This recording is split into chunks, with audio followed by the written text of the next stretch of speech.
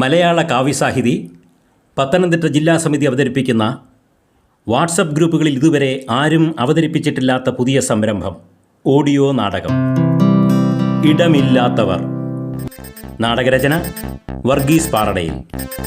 ശബ്ദം നൽകിയവർ മോഹനകുമാർ കണിയാന്തറ, ശശിധരൻ അടൂർ. സാങ്കേതിക സഹായം രതീഷ് അടൂർ. പ്രത്യേക കടപ്പാട് retired warrant officer KG Krishnankutty Nair, Ezhamkulam.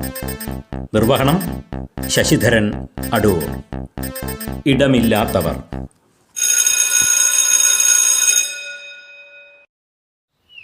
സമയം വൈകി തുടങ്ങിയല്ലോ. ഇന്ന് പതിവിലും കൂടുതൽ സന്ദർശകർ പാർക്കിലുണ്ട്. കുട്ടികളും കുറവല്ല.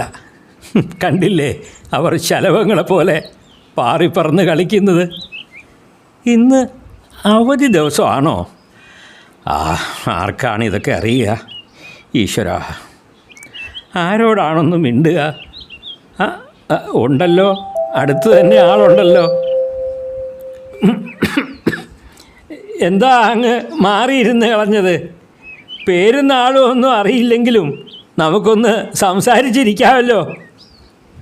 ബുദ്ധിമുട്ടിക്കേണ്ടെന്ന് കരുതി മാറിയിരുന്നതാ. ഒരു ബെഞ്ചിൽ നമ്മളിരിക്കുമ്പോൾ എന്തിനാ ഒരകൽച്ച അല്ലേ? അടുത്തിരിക്കാം. മഴ പെയ്യുമോ? സാധ്യതയുണ്ട്. നല്ല കോളും ഉണ്ട്. മാഷ് എവിടുന്നാ?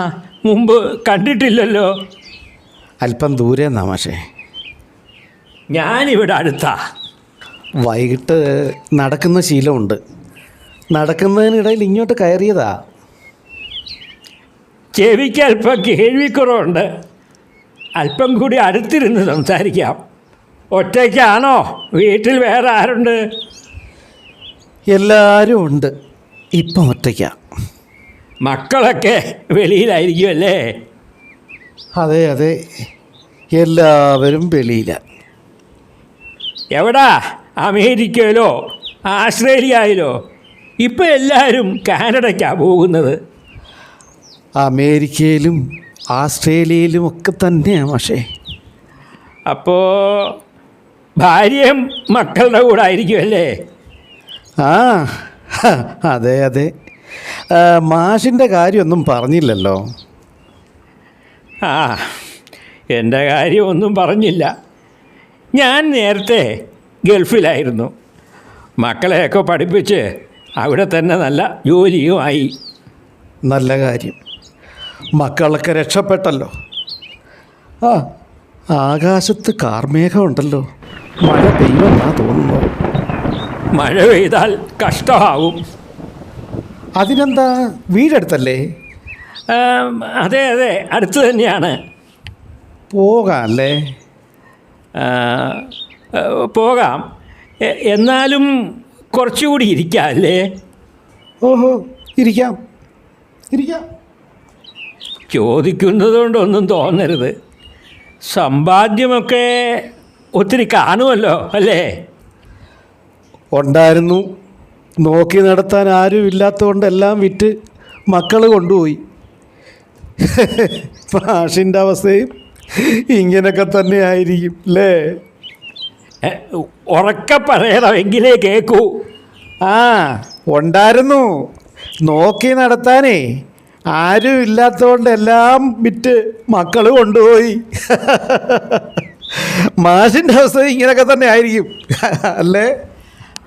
അതെ അതെ, എല്ലാം നോക്കി നടത്താൻ ആരുമില്ലെങ്കിൽ വലിയ ബുദ്ധിമുട്ടാണ്. ഇരുട്ട് വീണ് തുടങ്ങി. ജനമൊക്കെ പോയി. ഉദ്യാനം വിജനവുമായി. പോകാം അല്ലേ? ശരിയാണ്, ഇരുട്ടായി തുടങ്ങി. മാഷേ, എന്താ ആലോചിക്കുന്നത്? എങ്ങോട്ട് പോകണമെന്ന് ആലോചിക്കുകയായിരുന്നു. മാഷെന്താ പറഞ്ഞത്? അല്ല, എങ്ങോട്ട് പോകണമെന്ന്. അപ്പോ പോകാൻ ഇടമില്ലേ? ഇല്ല മാഷേ, പോകാനിടമില്ല. എൻ്റെ അവസ്ഥ ഇത് തന്നെയാണ് മാഷെ. പോകാനൊരിടമില്ല. ഇടമില്ലാത്തവൻ. അതെ അതെ, നമ്മൾ ഇടമില്ലാത്തവർ. നമ്മൾ ഇടമില്ലാത്തവർ.